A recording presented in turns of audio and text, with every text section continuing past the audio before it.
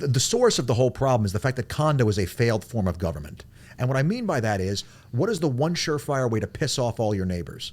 Take and increase the maintenance fee $1, and you will have every one of your neighbors. By the way, you're a volunteer on the board. You're not getting paid anything. Well, and here in Miami, you are, because you're doing some kind of fraud. Probably. But you're making some serious money here. Absolutely. All your neighbors are there.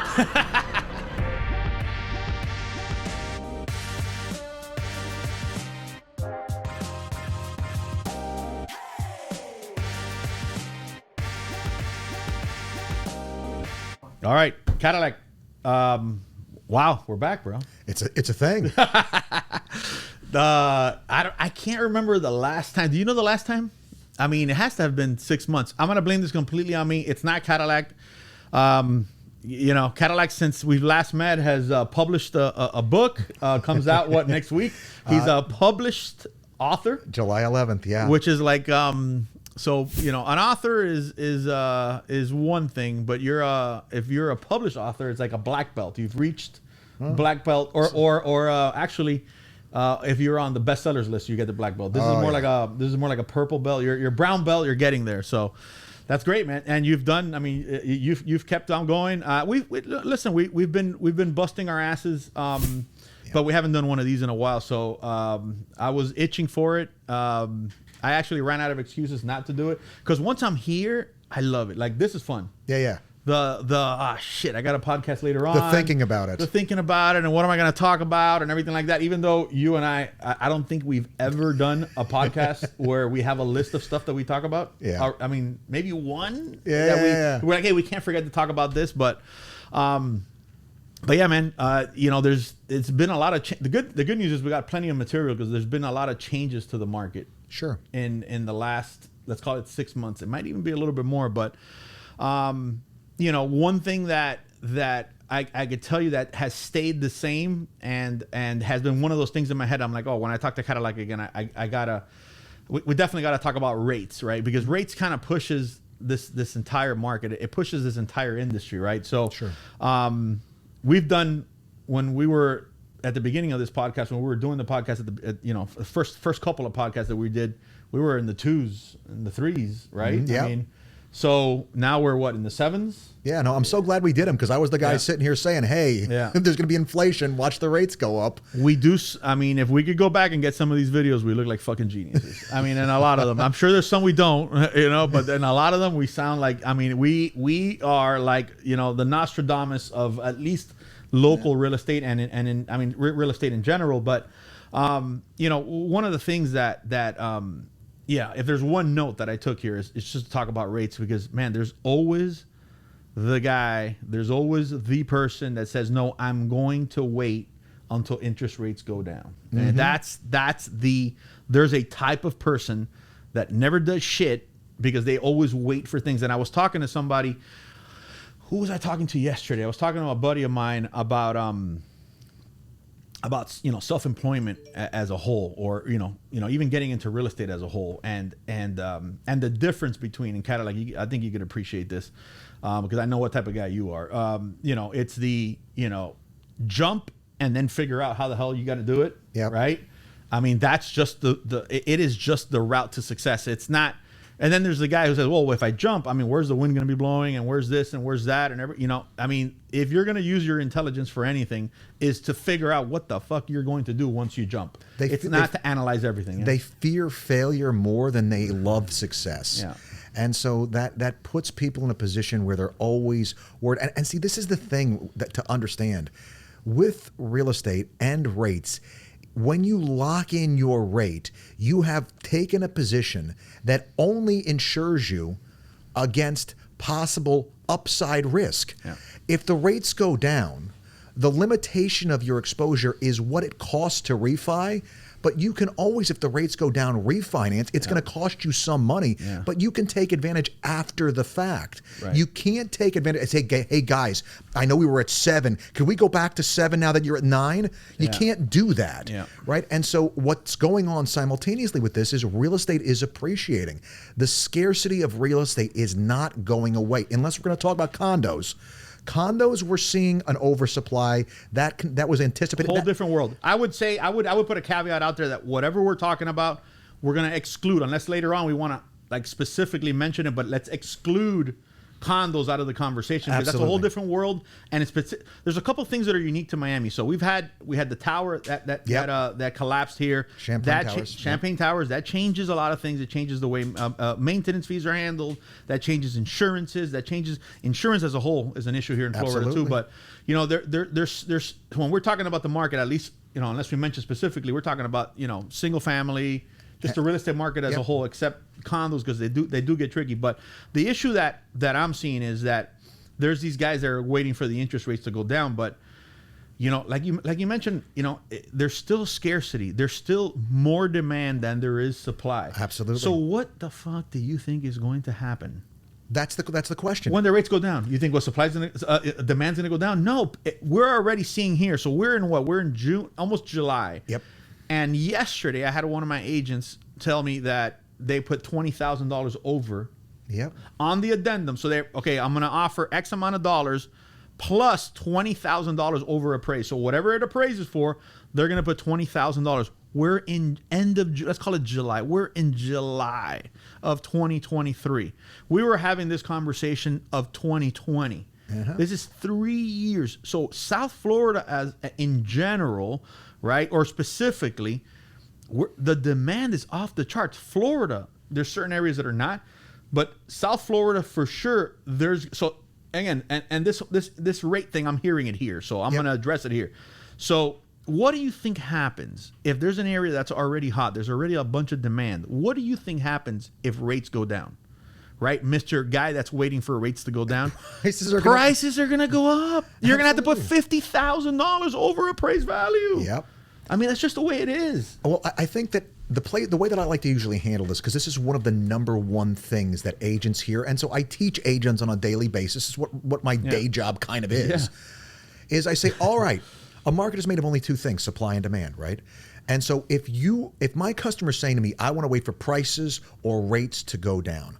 All right, so you're waiting for the market to change. So let's take a look at the market and see where the pressures are going to come from to make the rates change. Well, I mean, realize this. One of the reasons why the Fed finally took a break from raising rates, which doesn't directly affect our mortgage interest rates, but it does inadvertently and fairly directly affect it. They took a break because we saw finally an uptick in unemployment. That's really the driving force. They saw a bunch of other numbers come down, and finally we saw the unemployment number went up, which is what they want. They want a softening in the labor market. Right. What just happened too? The federal government just stopped giving people a pass on their college loans. This means that everybody's going to owe a bunch more money all of a sudden. Right. Do you think that's going to make more people go look for work? Yeah. It is, right? Well, I think employers also stopped playing the game of work from home. That's part of it as well. Yeah. But so all of that, right? So now what we got to look at is if we want to get home prices to come down, which is what other people are telling me, either rates coming down or home prices, we have to get to an oversupply. And how does that happen? Well, there's three places that supply could come from. We could have end users, people that are in their house today at 2.5% to 4% mortgages, decide overwhelmingly all of a sudden that they're going to sell their house and either jump off a bridge, move to Tibet, or become a renter. Or become a renter. Because if they sell and rebuy, it's a net zero to the market. They sold this one and bought this one. I have no more supply. So we're not getting supply from there. Builders, you talked about the rates being high. People think that interest rates affect only real estate purchases. They don't. They affect two other things. One, I'll tell you right now, is as a builder, we don't build out of cash. We borrow the money to build. It just got more expensive for me to build the exact same home, which means my ability to supplement the supply is reduced. I can't bring new houses in. Yeah, so there's no logical reason for prices to go down, but yet the overwhelming sentiment is prices are going to go down, rates are going to go down. I mean, so just those two alone are almost like an oxymoron. I mean, it's in tandem. It is. So, you know, it's frustrating to see that, because I think there's still so much opportunity out there right now. Absolutely. Well, I mean, the question is, that objection is, I'm trying to time the market. That's what that objection is. It is. And the problem with that is that you're never going to time it right. Yeah. I mean, you're always going to be kicking yourself that you didn't do something different. And the fact is, if you waited, if you didn't buy in 2020 when we were telling you to buy originally, you are so you didn't buy there. So you know you've already screwed up royally. That house you could have bought has run away from you. Right. You can no longer afford it. Correct. Both with interest rates and prices. Exactly. Absolutely. And then on top of that, your rents that you're paying where you are have probably close to doubled. Correct. All right. So that's what happens when you try to time the market and don't jump in to do the one thing you can do to hedge you from this particular economic condition we find ourselves in, where we have higher than normal inflation. And understand, that's not an American thing. Globally, that's what's going on. And they're raising rates all over the world to combat it, which reduces liquidity all around the world. This means there can be all kinds of downside to this, and one of the few places it's safe to be is in tangible long-term assets that have utility, aka real estate. Yeah. It's you know, when you look at the ingredients and the things that are happening right now, the as a whole, I've studied the real estate market more because of you, because you offer statistics and everything. I mean, what's happening now, the phenomenon that is now, has probably never happened before. I mean, as far as what I mean by that is that, you know, and again, I'm going to concentrate on South Florida. I mean, I just don't know what is actually going to slow this down. The amount of demand that's offered right now, even with interest rates climbing higher, I don't know right now, being in this business and being in this business here locally, I don't know what rate would actually stop the market right now. I don't know if there is, you know. And let me add one more thing. So these properties also, what's going to make it even worse is that if you have a property right now, no matter what property it is, and you bought it with a 2.75 rate, okay, you're probably not going to sell that house ever. Yeah. You're going to wait, because I tell you, that's what I'm going to do. I am going to wait. I'm not making payments to accelerate principal. No way. Absolutely not. You're Keep that money out forever. For you, I am waiting till I will be, what am I? I just turned 46, right? So I'll be 76 or basically 2 years less or 3 years less, right? On that last property that I bought at 2.875, right? So I'm going to wait till that last payment. Here you go. Because you could rent. First of all, rents have skyrocketed since then, right?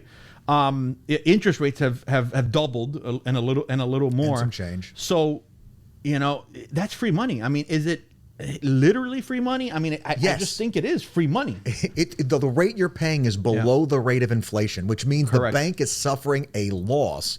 Lending me the money. Lending you the money. Absolutely. Look, I think what you brought up is a really important point, because that's the other side of the equation. I said there's the supply side. The demand side, what's going to take and make the market change, everybody says, is these interest rates applying a downward pricing pressure to prices. And they do. Yeah. They make it more expensive to buy the same thing. But once again, do interest rates occur in a vacuum? And the answer is no, they don't. They affect other things. What happens every time rates go up to rents? Right. Rents always go up. You want to know why? Because if I'm a landlord, I know my tenant's alternative to renting from me just got to be more expensive, so I can be more aggressive with raising rents. And that's the reason why you see every project that's coming out of the ground, what is it right now? Multifamily. Yeah. People are building multifamily like crazy because they know there's going to be demand for rental. Yep. And that's where the opportunity is. It has to be affordable housing, and it has to be, I mean, it's you know, so if we add, going back, because my brain is still to that, if we add to our already huge inventory crunch, right, the fact that there's going to be a lot, almost guaranteed there's going to be a lot less sellers selling, right? Yep. Builders, okay, have to build way more expensive because it costs them way more money because of inflation, way more money because of interest rate. Because like you mentioned, they're not building with cash, right? So, I mean, it's a weird situation a little bit. Well, I mean, you know, there's some things that can help. If we ever really got the supply chain worked out, that would reduce the risk to builders. I mean, right now, I am a builder. I'm a developer builder. And I'm telling you, my supply chain, as far as certainty of when materials are going to come in, is all over the map. Off the chart, right? And so, like, I get told a week. Which, by the way, which the reason why that costs money because it's time. It's time. So that window that's supposed to come today, it's coming in 60 days. That's 60 days of interest. That's 60 days of everything.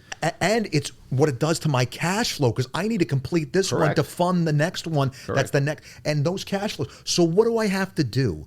Well, folks, this is a very simple concept when it comes to investment. There's two components to investment that are related to each other: risk and return. Yeah. If you increase risk, I have to increase the return that I'm looking for to compensate me for the likelihood that there's a good chance I'm not going to make the return that I want. So I need a greater return cushion to make sure that I don't wind up losing money. As a builder, I have to charge more for the same house. And there's one other wild card that we haven't talked about, which is this moving target of energy efficiency. I get an energy efficiency guide as a builder, and pretty much every year from the state. And every year it makes me have to seal that home more tightly. The problem with that is, I'll give you one guess whether it makes the home cheaper or more expensive to build. What's crazy is the folks that are biggest pushing for more energy efficient homes are also the ones that are going nuts for more affordable housing. Yet simultaneously, they're making it more expensive for me to build the house, which means I have to charge people more in order for them to buy the house from me. Yeah, it's almost like that. What was it, 2020, right? And it hasn't really changed yet. So there's a couple things there: the supply chain and prices, right, and how it increases it. So I think I've said this story before, either to you or I've said it on the podcast when I went to buy a bike, and my bike's nothing out of this world. It's not like one of those crazy, $10,000 bikes, but it's I went to buy a bike, and I'm a negotiator. I'm going to try to negotiate every single thing. I mean, I tell my agents, you want to practice, negotiate everything. And I remember telling the guy, I'm like, hey, man, can you give me a couple $100 off or something like that? He goes, listen, you're lucky you're getting a bike. You're lucky you're getting a bike. And I'm like, what do you mean? He's like, we have containers of bikes waiting for one part. Yep. So if you build 1,000 bikes, right, and your left pedal hasn't come in yet. Yep. Right? So what does that mean? Do you send the bike without a left pedal? I mean, maybe left pedal is not the right example, but you know what I mean, right? The chain or whatever. Probably a better example. So you have 1,000 bikes that you need, but the chain hasn't arrived. Yep. The whole bike is done. The chain hasn't arrived. You can't send it. You can't ship it. Yeah. Right? So what does that do? So those bikes are over there. What does it do to the price of the bikes over here? Right? Mm-hmm. There's less of them. Scarcity. Right. And in that particular moment, everybody was riding bike because you're locked at home. What the hell else are you going to do? What else are you going to do? Jump on a bike and go right around. So it's same thing. And that's what, so I have an argument with a buddy of mine all the time. It's about, again, he's Mr. The world's going to end. The real estate's going to go down. There's going to be a collapse and everything.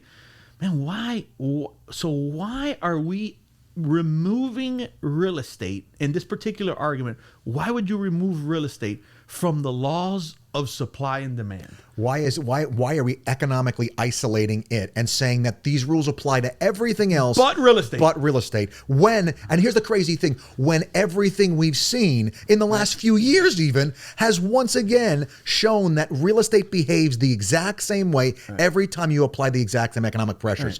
Every time we have inflation, real estate does better. I'll give you some numbers that maybe you'll like. Normal real estate appreciation for a decade is around 50 to 60% is what you can expect from the beginning of the decade to the end of it. So that 3 to 3.5, maybe 4% appreciation, when you compound it out, 50 to 60% for the decade. The last inflationary decade we had, 177.6%. So you're talking about tripled. Right, but the last one was what? 70 to 80. Right. From 1970, median home price in 1970, $17,000. Interest rates at the time, interestingly enough, 7.6%. By 1980, interest rates were up to 16.63. And that's my point. So, it's again, why can't we just look, if you sit there and you look at all of these statistics and you go back in history and you actually study what has happened, and you look at the graphs and you look at what the interest rates are, you're looking at what, from 70 to 80, the average interest rate was 7.6%. And 70, by 80, it was 16.63. Right, that's when it should get real crazy. But then again, so 7.6, that's pretty much at where we're at right now. We're below. See, that's the thing that's different, is we started at a much lower level than we did in the 1970s. Yeah. And so right now, I mean, we've gone up significantly, much like they did. I mean, by 1982, we had interest rates 18 and 21% at times. And so I'm the most, again, I'm a real estate purist. I do believe that people are going to buy no matter what, because again, it's not a luxury vehicle. It's a home. You got to live there. Yes. Can you rent? You can. I get it, but you have to live somewhere. And what happens with rents is that's, and what's happening now is that people are having to buy because it becomes a moving target. Yep. You're paying rent goes up next month and there's nothing you can do about it. It goes up next year, nothing you can do about it. At least with homes, aside from insurance and stuff, right? At least you're locking in that rate. Okay, this is my payment. All I got to worry about now. You're going to adjust your life based on that payment right there. So it's I don't know. But then again, even, and this is where my thought was going, at 18%, again, I'm a positive guy, but at 18%, even I become a little bit negative. Oh, yeah. I mean, at 18%, like, fuck, man, people are actually going to, I mean, I'd be worried here. It rates 18%. Are people actually going to buy at 18%? But statistics, thing. Right. So this is the scary part. Like, statistically, what? Prices kept going up. 3%, right? Was by 82, which was the worst year, it was only 1% real estate prices went up. At 21% interest, okay, real estate prices still went up 1%. Now, the crazy thing is that's at the tail end of the inflationary cycle. Real estate stopped depreciating faster than the inflation. But if you average it out, the real estate appreciation and the inflation of the 1970s all the way through the worst part of the 1980s completely canceled each other out. In other words, if you were in the bank, you were losing about 8% on your money. If you were in real estate, you lost nothing. Right. Your property maintained the value. Right. So there's times that breaking even's winning.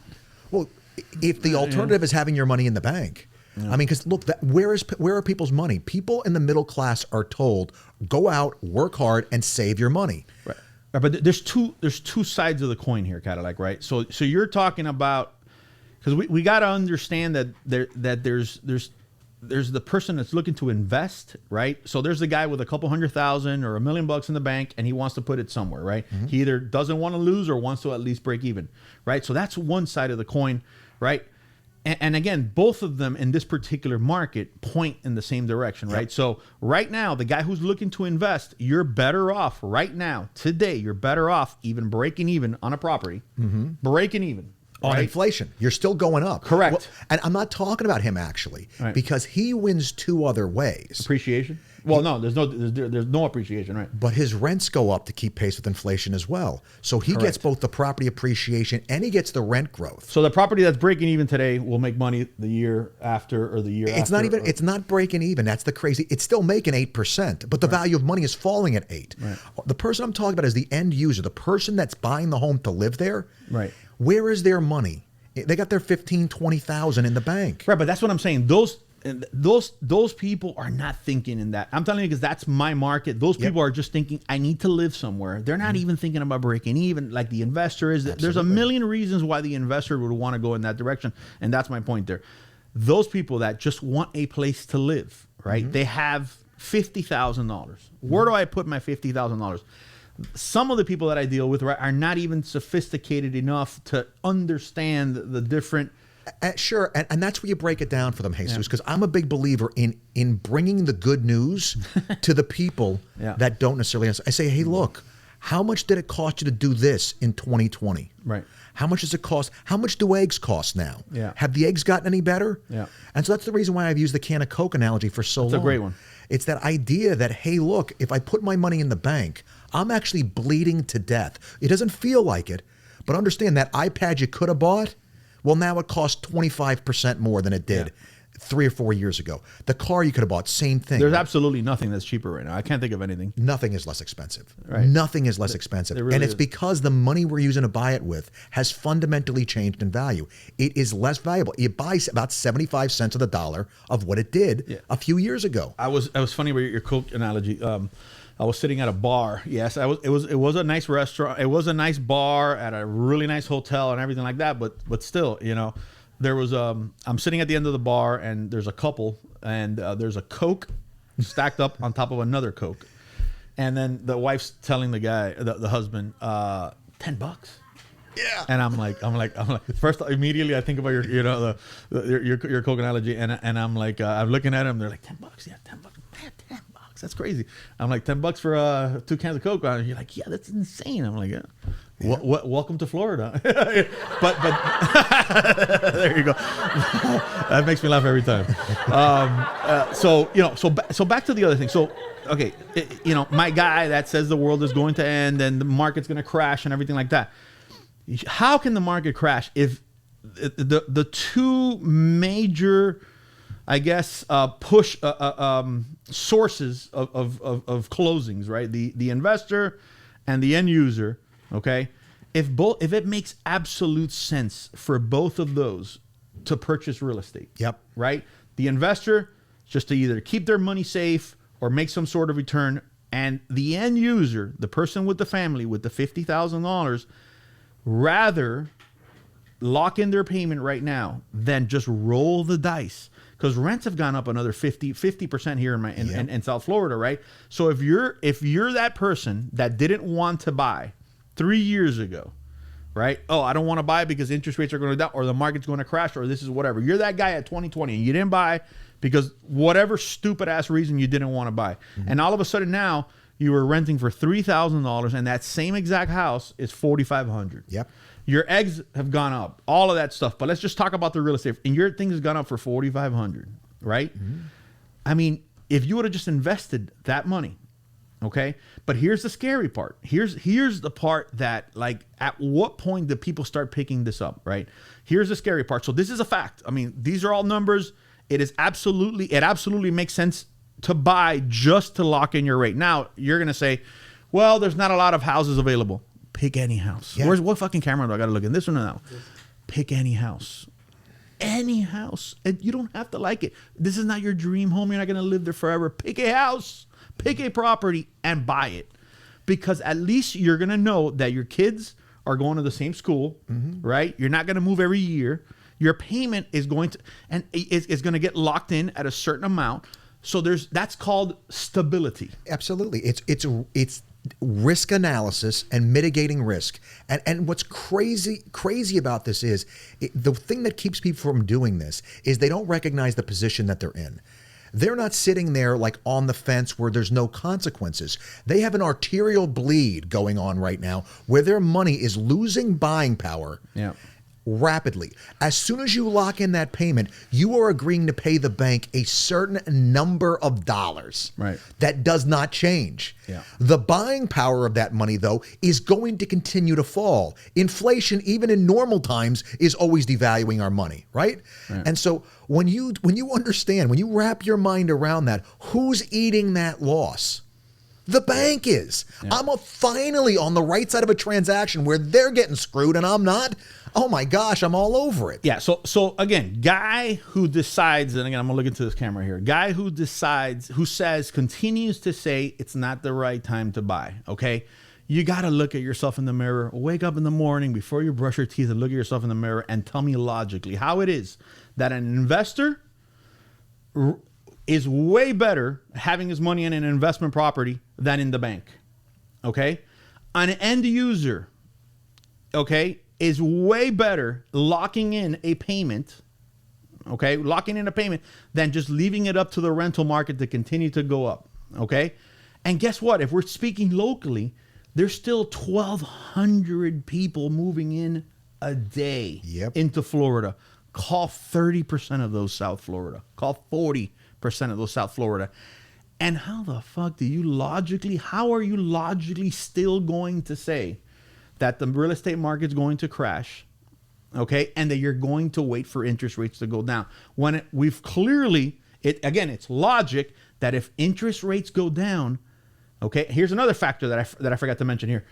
People that bought their house with a 2.5 rate or a 2.75 rate, or 2.65 was the lowest, mm-hmm. okay, those guys are not going to sell. Mm-hmm. Developers have to build more expensive because it costs them, the money costs them more, the materials cost them more. All of these factors, and you could still look at yourself in the mirror and you could say, not the right time to buy. So if that's not the right, so when is it? Because 2020 passed you by. Yeah, I missed that boat. 2021 passed you by, right? And now, so the only thing I could understand is that person's just going to make a fucking excuse no matter what. Yeah.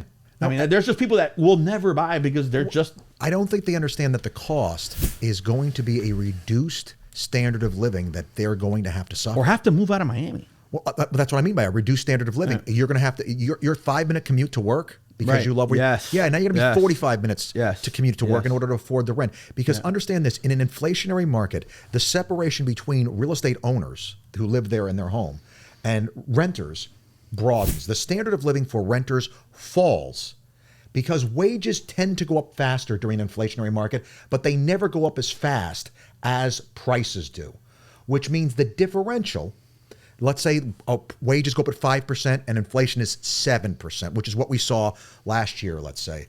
That's a 2% difference, which means you're burning money by 7% less, but you're making 5% more. So it sounds like a good deal, except you're getting screwed out of 2% on the whole thing, right? Yeah. Well, if you're a renter, 100% of your costs go up every year, including your rent.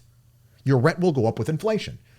If you're a homeowner, 2/3 of your costs go up every year, and the third that's represented by your home stays the same. Yeah. Which means your savings on that payment not changing, you can use that in the other portion of your life that costs 2% more to take and maintain your standard of living. While my renter customer, they just watch their rent go up, while the cost of eggs went up, while the cost of cars went up, while the cost of everything went up.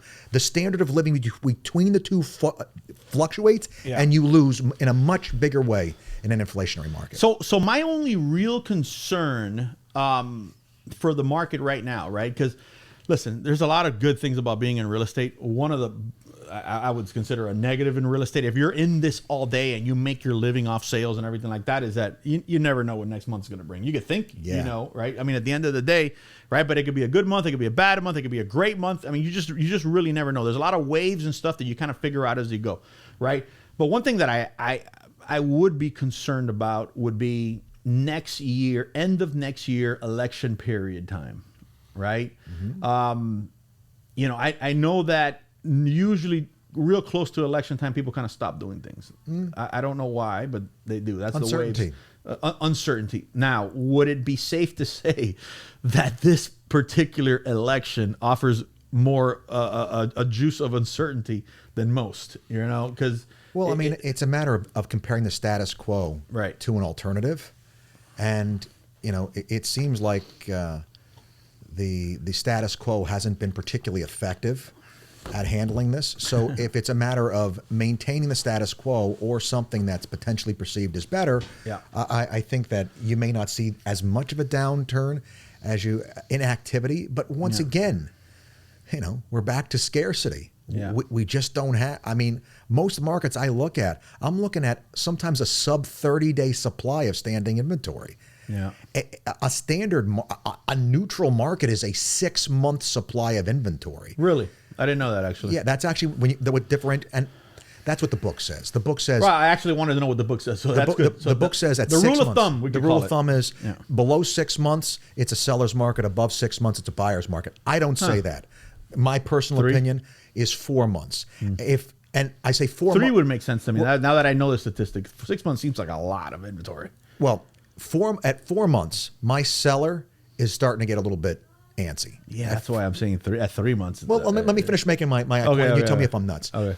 I think between 4 and 6 months is what I call a meh market. Okay. It's not a buyer's market. It's not a seller. Like the buyer's not coming and getting the seller's children thrown in on the deal. You know, like he's getting concessions, but it's not like they're coming for their lungs. Right. Beyond 6 months, now listing agreements are expiring and stuff like that. The sellers are willing to take and kick in whatever they got to get the deal done. At that 4 month window, because at 3 months, the seller still feels like they have the hammer, I think, pretty good. And you know, statistically, the agent's going to say, "Hey, look, at 3 months, we're still okay." If they know their stuff. What are we at now? 30 days? And a lot of single family homes. Oh my gosh. Yeah. So many markets. Yeah. I mean, it depends on the sub market because, you know, you'll see older homes right now are a little bit less desirable. Homes built after 2000. Way more desirable because of insurance. I just saw a $1.4 million property that put the property appraisal would not support the $1.4 million value. Mm-hmm. Okay, put the property on the market at 1.4. Market was hot enough to merit a potential increase to 1.5. Again, I'm gonna again, the appraisal would not even support The 1.4. the 1.4, right? But then again, so it goes back to those, I always tell these new agents, like, when I'm teaching these appraisal classes, and I think we were talking a little while ago about the importance of understanding value as a realtor, the MLS, the contract, and understanding the value, right? It's that there's three. What's I forgot the terminology here, but there's three ways to appraise property, right? There's the income approach, the comparable approach, cost comparable approach, and the replacement cost. Right. So those three, right? But I always tell people, don't be fooled by thinking that there's really only three, right? Because at the end of the day, the market is going to speak. There's one that's the invisible elephant in the room that. It's what the market is going. The comparables don't matter. Sure. Cost appreciation, the income doesn't matter. It's what somebody is willing to pay, which unfortunately is almost impossible to read. There's no real formula to figure out. The only way to do it, and when I've been in the business long enough to kind of sense it, like, hey, let's put it out there and see what happens type of situation when I'm meeting with a seller, saying, hey, let's just try it. Let's get it out there and see what happens. But there's no real, way to tell how hot the market is, even though you're in it every single day. You would never figure that, you're going to be that off, on a value, So, well, I mean, that's the reason why we train valuation the way that we do is to understand how the appraiser is going to do it. Because I actually handle it a little differently than what you're saying. Because I mean, at the end of the day, I want my value to hold up. Right. With what the appraiser does, because I'm kind of out on a limb with my customer saying, hey, it's worth this. And if the appraiser comes in and says, no, you're out of your mind, it's worth this. So you would have listed this one at 1.2 then? Probably so. Right. Well, no, I would have had the conversation with the seller. My conversation with the seller is pretty consistent. I teach this even in my listing class. I say to them, look, I'm going to give you the number that I know that I can do for you. Because the thing that's most important to me, Mr. Seller, is that I never let you feel like for a second I told you I was going to do something that I don't do. Yeah. That being said, that number you're talking about, that 1.4, it might be doable, but there's one thing I can promise you. Nobody's going to sell this for one nickel more than me. Right. I'm going to go get you every nickel that can be gotten, but I never want you to feel like I told you I was going to do something I didn't do. Right. And so that's how I have to, because you have to take and balance that conversation. Making the market is a tough thing. Right, but lately, I also have to add, hold on. Trying to turn on the AC, dude. I'm sweating my balls off. Oh, I shouldn't have said that. Maybe sweating my ass off. Something's getting sweat. Yeah, that's what I was trying to tell him here to send a text, but then I realized I could just ask him to do it. What were you saying right now? Stuff and things. Yeah, I totally lost track of that. We were talking about valuation. We were talking about appraisals. I was talking about how the we both blanked out. Yeah, a little bit. Well, listen, back to that particular. So I know, I remember now. So there's the conversation that I have lately. I've been having to have a conversation of, listen, it's a crazy market. You never know. Yep. So you gotta talk to the client about a you never know price. Sure. Right. And I've been, so the conversation is more like, look, I can't find the comp that supports higher than 1.3. Mm-hmm. Right. Can't support it. Right. But right now you just never know. Yep. I mean, let's go at 1.5. Let's go at 1.4 and see what happens. But you and I have to understand that there's no comparables higher than 1.2. As long as we're okay with that, I'd rather start higher. That way we're 100% sure that we're not leaving any money on the table. Sure. Right. So those are the new conversations that I'm kind of having, because right now, guys, I've been in this business 20 something years. There's only really one time, and it was completely different, where you're consistently seeing people put money over appraised value. So to understand some of our millions of viewers, there has to be some people, right, that don't understand, the nuances of real estate, right? So what that means is, all right, so I'm gonna buy this bottle of water here, right? So this bottle of water is $2, okay? We know it's $2. There's nobody else selling this bottle of water for higher than $2. But I want this bottle of water so much that I'm going to pay $1 over appraised. So I'm going to pay you $3, even though I know it's worth $2. Imagine doing that in a house. So imagine a $500,000 $600,000 property, and you're saying, yeah, I know it only costs $600,000, but I'll pay you $630, even though it's not going to appraise. The bank's only going to, here's where it gets tricky. The bank's only going to lend me $600,000, but I'm going to put 30 over appraised value, right? That's what's happening right now, and I've never seen it more than in the last 3 years. And I'm only hesitating a tiny little bit because I did live the pre-2008 and things were crazy, but it was a different type of crazy. Different kind of crazy. It was free money crazy. It was, I don't have to qualify for a loan crazy. It was that. This is different. These are logical people with a real loan, you know, a real down payment, thoroughly underwritten, serious, you know, situation. And I'm still willing to put 20, 30, 40, 50, 100,000. I mean, I've seen a couple hundred. I think the worst I saw was a $600,000 property with like 200 grand over or something. Jeez. I mean, this is the thing. This is the way that I handle. Actually, this is what I was going to say to you before.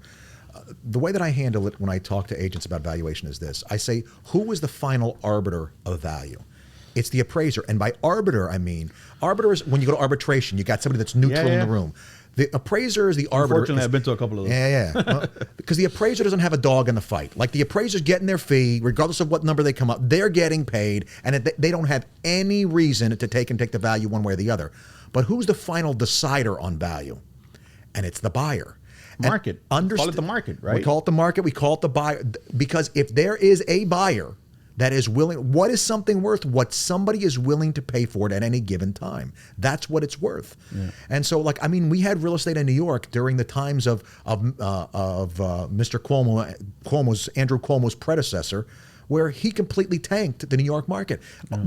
The appraised value of the property was several $1 million. Nobody would give you anything for it because nobody wanted to take and pay the real estate taxes on it because you couldn't do anything with it, right? And so what something is worth is what somebody is willing to pay for it. And right now we're in a situation where you have scarcity. I mean, you would expect to see a downturn in the highest of the high-end market. You would. Why? Because you're seeing you've seen such a downturn in the stock market. Yeah. Most of those folks have their money not in their bank. They have it in securities. They've invested it. And now you're seeing this bear market. Now, we just came out of a bear market, but there's an outlook that there's going to be more bears coming, right? The outlook for those folks buying as much is not as strong. Yeah, because if you had, and to kind of like explain that a little bit further. So if you're a guy who has $10 million, right? It's like everything else, right? So we have the end user of the lower end stuff where they're like, hey, now my eggs cost, double. These higher end buyers are like, well, I had $10 million in an investment account and it's 6 now, or it's 7 now. Okay. Yeah, I don't want to get cute right now. This is not the time to buy right now. Because now you start pulling money out, you start getting penalized for it, and there's losses. And what do you sell? So it gets a little bit more complicated. So that's why, that market is they're just completely different markets with completely different factors that. But that's what makes it beautiful. I think it does. It makes it cool. It makes it interesting. There's opportunities. I mean, we could look at the same market. We could look at the high end, or we could look at the condo market and see either opportunities. You want to talk condo market a little bit or what? Oh, we could definitely go there. I mean, that's an interesting one. It is, but I mean, don't forget, on the way into COVID, we had in many of these. It was already a situation. We had a 3-year standing supply What is it now? Do you know? It depends on what you're talking about. There's some older buildings in Brickell. I see 3-year supplies. Really? I see 3 condos that have sold in the last 6 months, and I see. It's because of the uncertainty of the association dues. It's the age of the building, the fact that there's competitive product that's newer. Yeah. I mean, that's the thing that we always do in Miami. It's what's hurt us in the past is that we overbuild condo, and that leaves us, because what are they building now? I mean, the only thing that I still see buildings coming up, and not all of them are. That one incident changed definitely the Florida market as a whole, drastically, the condo market. That one incident, I'm not at all saying it's not a serious incident. It's a horrible incident, and long time coming. Oh yeah, long time coming. Listen, as a guy who grew up here in Miami and grew up on the coast and see, there's some buildings that you walk into these parking garages and you're like, oh, what the hell is that? There's a lot. I've seen a lot of what the hell is that, right? But then immediately you're like, it's fine. What's going to happen? The whole building's going to fall down. Right. It's not going to. But now, and in a building, what makes it the phenomenon that makes it a little bit more difficult, that is statistics, right? So out of a 200 unit building, there has to be one enormous pain in the ass in that building. Oh my God, yeah. There has to be one old lady that has absolutely nothing to do, that will dissect and investigate and take pictures and complain and sue. And then what happens is, now all of a sudden there's assessments that are coming or not coming. Are they coming right now? Are they coming later? How large is the assessment going to be? There's a lot of factors in it, and I think you mentioned it earlier. It's the uncertainty, right? So it's nobody likes to buy a property with, you know, any type of uncertainty, right? Uh-huh. Right. So we tolerate some sort of uncertainty, but it's more like, well, is it going to go down or is it going to go up? But if you're at a $500 association fee or a condo fee, and then all of a sudden it could go up to $1,000. What can it go up to? Can it go up to $1,000? It's possible. Absolutely, easily. Right. I think that there's a couple of factors that are at work here. One, condo in general. It eliminates the investor, now that I think about it, almost. Yeah, potentially. It definitely makes the risk profile on it look different. Like, as an investor, I'm not touching condo. You would have to buy on a worst case scenario. You would have to buy on $1,000 association. Just using that same example, you would have to buy on $1,000 association and hope that it stays at 500. I mean, it's the only thing. Well, this is the kind of thing where you can kind of time the market, because here's the thing. There's so many things to talk about here. It's like crazy. I mean, the source of the whole problem is the fact that condo is a failed form of government. And what I mean by that is, what is the one surefire way to piss off all your neighbors? Take and increase the maintenance fee $1, and you will have every one of your neighbors. By the way, you're a volunteer on the board. You're not getting paid anything. Well, and here in Miami, you are, because you're doing some kind of fraud. Probably. But you're making some serious money here. Absolutely. All your neighbors are there. All your neighbors are there, and they now hate your guts. And you want to know how with Champlain Towers happens? They don't take and do the work they need to do. I mean, one of the things I train agents all the time on is, you're showing a condo to somebody, the one thing you're looking at is you're looking at the paint in that building.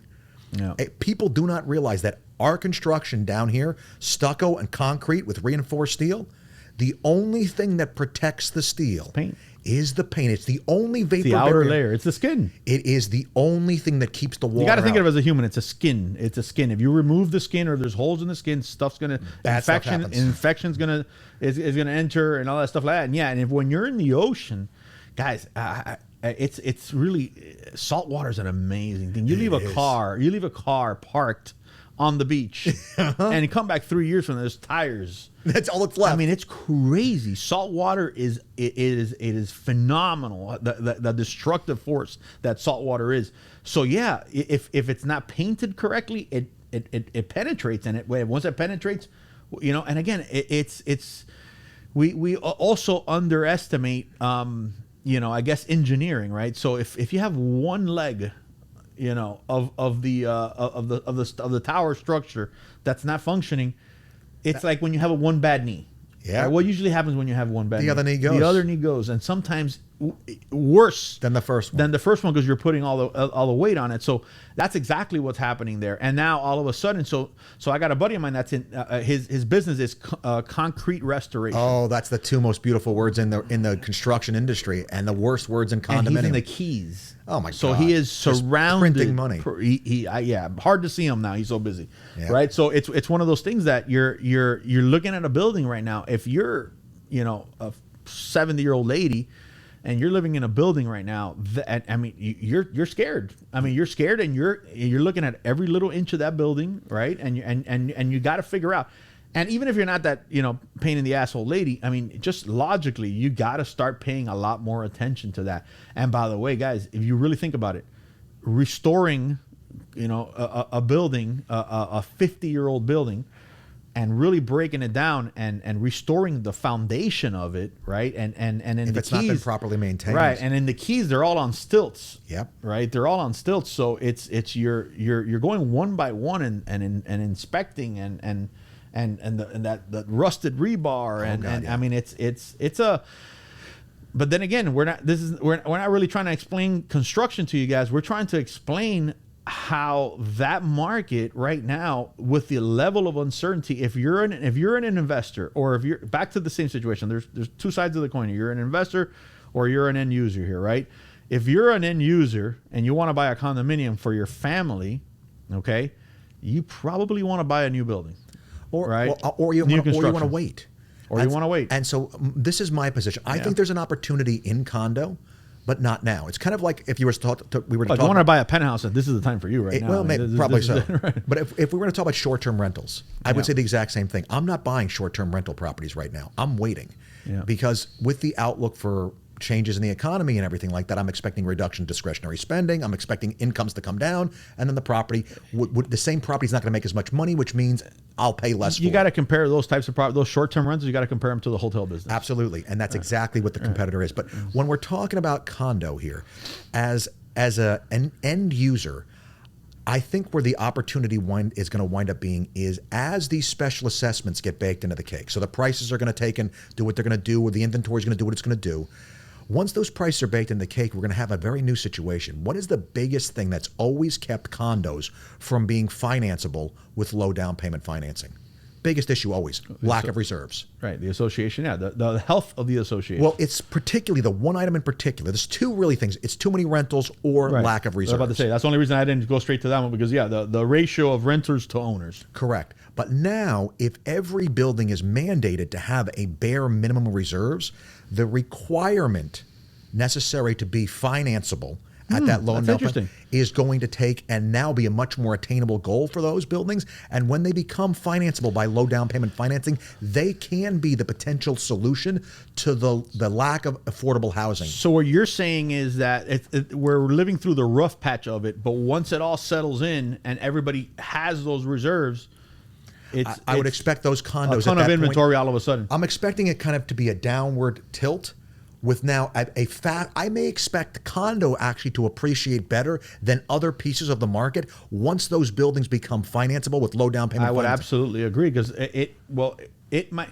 So I've kind of compared our market to like a balloon with like a little hole in it, right? Mm-hmm. So the air is the amount of buyers. All right, the basically the demand. Okay, the air is the demand.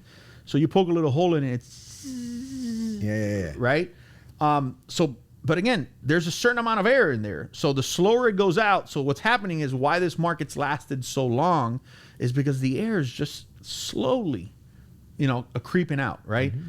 Mm-hmm. All of a sudden, all of these condos go into the market. Right, financeable condos goes into the market. Now you're poking a huge hole in that balloon, and that air goes away.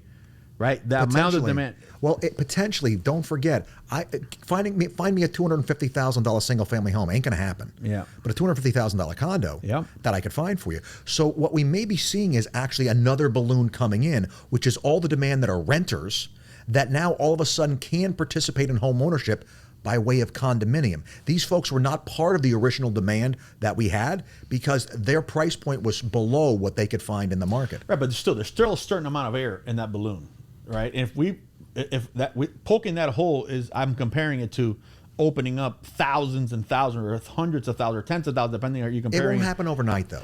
And that's the thing. Buildings are going to take and reach those reserve thresholds. Right. Like, I just reached this one. Okay, this one's going to sell. Well, this guy's going to take and now put in for FHA financing. FHA is going to come and take and inspect the building and do their magic, right? Yeah. Somebody's going to go for conventional. They're going to get the budget in. Yeah. The budget's going to show enough reserves. They're going to get 3% down financing. You still have to deal with the other issue, too, which is the ratio of owners to... But has that been... Well, that's probably been fixed, too, because there's less investors investing in condominiums right now. So what you're saying is that this storm that's happening right now is really setting up for a perfect end user, potentially a perfect end user market later when the dust settles, kind of. Sure, it may be our solution to affordable housing in the shorter term or in the near term. I'm saying a year and a half, 2 years out. Yeah. Let the law get in place. Let everybody fight it. Look, I'm going to tell you, I've seen some shiesty. I got a condo right now. We went to do a refi on it. We find out the ownership, the board hasn't had insurance on the building for a year. That's a breach of their fiduciary. I mean, it's like you said, it's just failed government. It's a bunch of non-real estate knowing volunteers that don't. They might have even if they have all the best intention in their minds, it's just Who the hell wants to be on the board? Who wants to be on the freaking? I've lived in a condo for 15 years. Getting screamed at. Yeah. That is the last place in the universe. I have all the ability. I'd be a great resource. Yeah. I just want to go home and be left alone, you know? Yeah. And so I don't. It's like being president now. Yeah, I don't want to be a politician. It's just not worth it. And an uncompensated politician besides. No way. Yeah. And so, look, I look at this and I say to myself, there is the potential that if these buildings take advantage of this opportunity and get the reserves where they need to be now warrantable, to be financeable with these lower down payments, they're going to put their buildings in more demand. And what you'll see is building A on one side of the street is trading at a much higher sale price because the demand for that went from this to this overnight. The number of people that can actually afford to buy in there has gone up, and when demand increases, and with the fixed supply. Right now, a low down payment, brand new building, okay, at the right price point, flies off the shelf. Sure, flies off the shelf. It has to be an affordable housing, low down payment, like an FHA type down payment. That stuff flies off the shelf, but there's a lot of things that are not allowing the market to do that. Construction prices, this uncertainty, and again, it has to be a new product because you at least in a new product you at least could look 10 years, in the future and be like, all right, well, at least my association dues, my assessments are going to be pretty damn close to this. Yeah. For the next 10 years, they just are. Well, I mean, the tough piece of this too that we haven't talked about is labor. I mean, my brother sent me a picture the other day he's in Phoenix, Arizona. Yeah. He sends me a picture of an In-N-Out. You know In-N-Out? Yeah, the burger place. Fast food place. Yeah. Help wanted. Heard it's amazing, but I've never had it. Help wanted starting $19 an hour. Yeah. Now, if I'm going to take and pay a dishwasher $19 an hour, how much do I have to pay a finish carpenter? Yeah. Right? I got to be I was paying him $35 before. He's going to be making what, 55 or 60 now for it to make sense. So that he can afford to eat it In-N-Out, right? I mean, it's just, and then my rough carpenters, they were at 19, they're at 30, 35 now. It's costing me, everything is putting pressure on me to make my ability to supplement the market harder and harder to do. And see, what's cool about this conversation is this is the kind of conversation that real estate agents should be having, because this tells you not only where we are, but also based upon where we are, where it looks like we're going. When you have that conversation with the customer, all of a sudden you transition from that person that's looking to score a commission to being an actual valuable resource. Well, I've had, in the last couple of months, I've had 3 people call me telling me that they want to sell a property, and the first thing I ask them, what's your interest rate at? Yeah.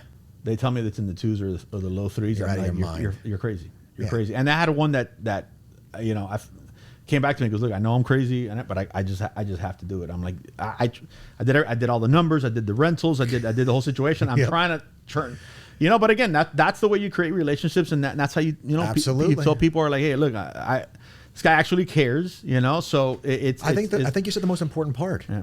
They called you. Yeah, that's true. That is exactly the kind of business it's the reason why you and I have always gotten along so well, because you and I are in the same place. Yeah. We're not here to do a deal. I want to do every deal this person ever does and be their go-to person. I would say that, without getting too mushy about Cadillac, I would say that Cadillac and I have had disagreements that were never really disagreements. Like we've almost, without having to talk to each other, have disagreed and then agreed to move in the next direct. You know what I'm saying? Like, it's almost like, yeah, that didn't work out. All right, well, let's try this. And then, but it's almost like, dude, we're on the same page on stuff. And that's what people don't realize about this business, is that if you want to be in this business for a long time, you want to be in real estate for a long time, you got to understand that your first year, you got to make as many connections as you possibly can.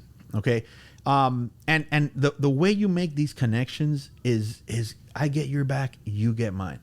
Cadillac knows that if he needs a favor from me, I'm going to do it. Same thing, like there's certain, and that's the way. So one of the things that, I guess I'm known for, is my connections, right? Like, I mean, you need a guy. You need to get to somebody, I'll make 2 phone calls. I could probably get to anybody in South Florida. I mean, I with 1 or 2 phone calls, I could get to the phone number of the person and somebody that could call that person and say, hey, I'm a good guy, hook me up, right?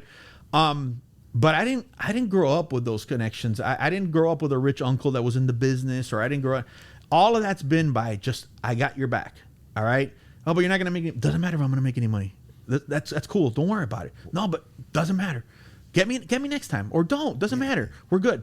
And that starts creating a relationship. When somebody knows, right? Hey, when I do a deal with Jesus, hopefully it goes good. Hopefully we make money. But if it doesn't, he's okay. Yeah. Right? He's okay, because when you're starting up a new project, what you don't want is the guy that's like, well, no, I need this money no matter what, and no matter if it goes. That's so if you're a developer and you're like, hey man, I don't know if this project's gonna, I'm gonna give it a shot. I'm gonna go sales, but maybe I go rental. I don't know. Who do you call? The guy who's gonna, hold you to every damn penny, or hey, the $10,000 cancellation fee right. on the listing agreement. With Jesus, listen, if we sell it, we don't. If we rent it, we don't. If I sell it to my cousin, it doesn't really matter. So that's how you build these relationships. So for these new realtors out there, like, you got to understand that at the beginning, yes, I know you have to make money. You're starting in the business, and obviously you got to pay your bills, but pay more attention to like building relationships, right? Relationships is what's going to keep you in this business, right? The phone calls, like I said, people that called me, right? I get calls all the time for business, right? People that 10 years ago, 15 years ago, they want to do business with me again, because again, I've gone out of my way to be easy to deal with. Bust your ass to be easy to deal with, right? Yeah. Being easy to deal with will get you better, will get you further, will get you long than being better at. It's almost like if I'm the smartest guy in the world and I know everything, or I'm an easy guy to deal with, right? You'd pick easy guy to deal with any day of the week. You know Absolutely. What I mean? And the fact of the matter is, you want to do the right thing. You try to take care of your But that's part of being easy to, you know what I'm saying? Like, I get what you're saying, but I mean, that's the secret sauce, if you will, is that not only do you try to look out for your customers know you're trying to look out for them. And because of that, it's really the biggest piece of the Holy Grail. Know what the hell you're talking about. Yeah. Be looking out for your customers and make sure they know it, and be nice. Yeah. If you can do those 3 things, you have given the customer exactly what they're looking for from an agent. Cadillac, in summary, crystal ball, brother. I mean, listen, I'm gonna be those pain in the ass buddies of mine that, hey, Cadillac, listen, man, this can't last forever. Mm-hmm. Like, get the fuck out. I mean, it's been 13 years. Yeah. 13 years of solid appreciation. Yeah. Right. It's been 2010, 11. Yeah, maybe 11. Let's call it 11. Let's call it 11. Cadillac, come on, bro. You can't fucking tell me that this is going to continue to go up. Like, come on. Like, at some point, this has to, every bubble burst, okay? I'm already giving you, trying to help you with your argument, but go ahead. I can't. Go ahead, Cadillac. You're on your own on this one. Crystal ball, what happens? Well, I mean, I think that if you want to answer that question, the easiest thing to do would be to look at home prices from 1900 through to today. Yeah. There's only been one bubble in the real estate market, a meaningful bubble that's burst, which is the one in 2008. The one that hit me right in the face. Yeah. That one, yeah. No, well, I was more than the face. It hit me in all types of sensitive areas. Sensitive areas. No, it was. I was with you in a different way. Getting hit in similarly sensitive areas. Yeah. If you look at that, let's go back to that 1970 number, $17,000 median home price, right? Mm-hmm. If you fast forward and wait for the first real estate downturn, you have to wait 21 years from 1970 to 1991 to find the first time that nationwide median home prices fell. Really? And they fell by 0.3%. That was 476% appreciation. Now, look, the Miami market underperformed that because in the 1970s... A different Miami, though. It was a different Miami. They overbuilt. I mean, when you go on the tax record, look at the years built. Everything is 1971, 72, 70. Yeah. 70s was, they built everything. And in the 1980s, they built almost nothing. Yeah. Right? And the reason why is because they had overbuilt so much in the 70s. And Miami's market underperformed the normal appreciation that we normally expect to see. I don't see anything that's going to meaningfully change the supply or excessively change the demand to make people opt to wait. Now, where the opportunities lie, I But think. Cadillac, come on, dude. I mean, how long? So you're saying it'll last 21 years? No, I'm not saying that at all. I'm saying that unless there is a meaningful way to supplement the supply of real estate, unless somehow the builders are able to make up for the several million unit shortfall that we have in real estate. The balloon in the air, right? Unless we could figure out a way to, I mean, it's going to be hard. Now, the place where the opportunities lie on the commercial side, I think there's going to be some great opportunities. Anything that's dependent. Office market. Actually, the office market's not that bad in Florida. It's the other parts of the country. It's retail. Get retail for sure. I think you're going to see. I think short-term rentals. Now, that's residential theoretically. People that are using those as short-term rental. I think you'll see opportunities there because once again, that ties in with hotel. When you want to take and see how to deal with something that's new, like newer, like short-term rental, you're going to look to its closest corollary, which, as you said before, is hotel. How does hotel do when discretionary spending falls? So I think if you're looking for opportunities in real estate, I think waiting a year and a half, 2 years on the commercial side, you may be looking at some really good opportunities. Because if I'm valuing a hotel, I'm going to look at how much net income does it bring in. Right. Well, if there's a downturn in the market and discretionary spending falls, people will go on fewer vacations, which means hotels will always do what they've always done. To minimize vacancy, they'll reduce rates, or they'll take and carry higher vacancy. Both of those reduce the net operating income, which reduces what the price I will expect to pay for that property is. So that's where I think maybe the opportunities are. But on the residential side, I think we're in this quagmire. Yeah. Of just such a tremendous lack of inventory. I mean, unless there's something that occurs also that makes Miami all of a sudden undesirable. Well, yeah, I would. So, same question posed to me. I would answer almost identical to you, but I would add one thing. It would have to be an unknown. It would have to be black swan. It would have to be a black swan. It would have to be, and I would also say, I would give it like because I've lived through both. I've lived the post both. I would say it had to be another 9/11, but then again, 9/11 was great for real estate, and I hate to say again, rates went down, things went crazy, or it has to be another COVID, but then again, COVID was great for real estate too. So it's one of those things. So it's like, I think we're in a unique situation, at least here. Listen, I don't know what things are happening in Wisconsin or I don't know, what's happening in certain areas, but I would tell you that Florida and South Florida in particular. Because of the political climate, sure, which we can't, we can't predict and we can't ignore. Yeah. Cadillac's one thing. So Cadillac and I met, for those who don't know, in the CCIM. Yep. Right. So we met in a CCIM class. So Cadillac, I got very lucky. All right, that I had this smart son of a bitch sitting right next to me. All right, because I would have never passed. I would have still been there. I would have still been there. Trying to pass that class. So Cadillac was sitting next to me. So there's one thing that I never forget. When they had to study different assets and what's the best performing asset and everything like that, it was situations. I never forget situations that would affect real estate. I remember they brought up politics. Mm-hmm. Right. And I remember thinking, politics, really? Yeah. Not a big deal. I mean, I guess, Yeah, no. Well, I tell you what. It's almost everything. Everything. Well, I mean, you've seen a situation. But it wasn't before, though. I mean, in our beginning of not to the extent that it is right now. It's almost everything now. We were in New York in the 1980s, and I'm telling you, Mario Cuomo passed the Cuomo tax, and overnight crashed the commercial real estate market. I guess you're right. Crime too. Crime is another big, but crime tends to happen more slowly. It tends to look mount. at Chicago. Chicago was an absolute complete shithole. San Francisco.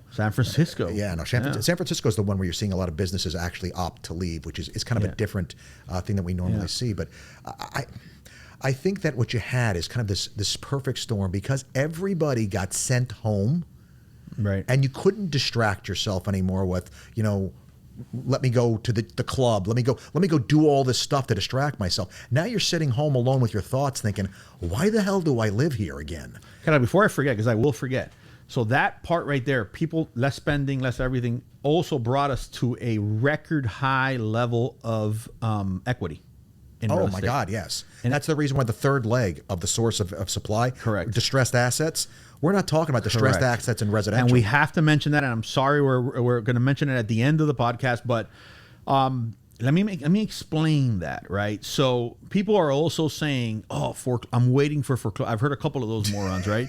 I'm waiting for the foreclosure mark. I'm gonna pick up a foreclosure. Let me tell you something, guys. There is a record, and Cadillac will probably spit out the number with a point until the last penny, right? But there is a record high level of equity, meaning that people have more money, right? So they bought the property for $200.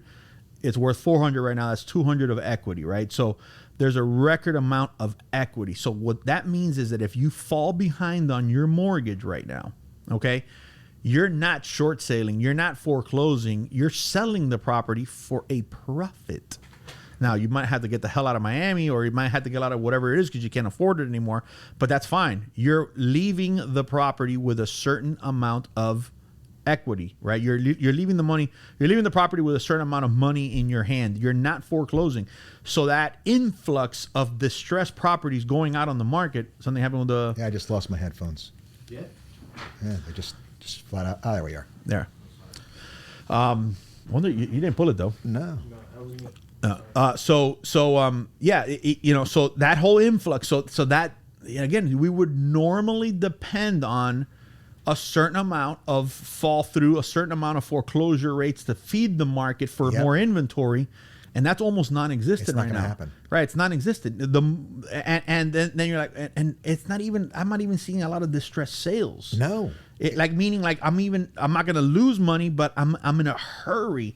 Like, people are still holding on for top dollar, even if they're in a distressed situation. There's no hyper motivated sellers. And so when the definition of a distressed asset in my universe is any asset where the seller has a disproportional than normal motivation to sell. Yeah. Which losing your job would be one of those things. Sure. We're just not seeing it. And one of the reasons is because the unemployment rate in Florida is so much lower than the rest of the country. Yeah. I mean, the unemployment rate here is ridiculously low. And so as long as back to politics. You can like DeSantis, you can not like DeSantis. You might have a problem with the Disney thing, or you wear Mickey Mouse ears. I don't know, but I'm telling you right now, for Florida real estate, and I tell my realtors all the time, I'm like, listen, I'm not here to guide you guys on politics in any kind of way, but you have to understand that there hasn't been anybody in the history of Florida that's been better for real estate than DeSantis. I mean, the influx of people coming from other states, the unemployment rate, just the fact, I mean, the insurance thing I'm not a big fan of. I think he has to resolve that issue, right? But that's a whole other issue that we're not going to get into. But I mean, there's certain things that he's not doing perfect. Well, that's a factor of the construction cost, because, I mean, realize this, the insurance company, what are they insuring? They're insuring that something breaks. If it breaks, they got to fix it. It's way more expensive to fix the exact same thing than it was 3 years ago.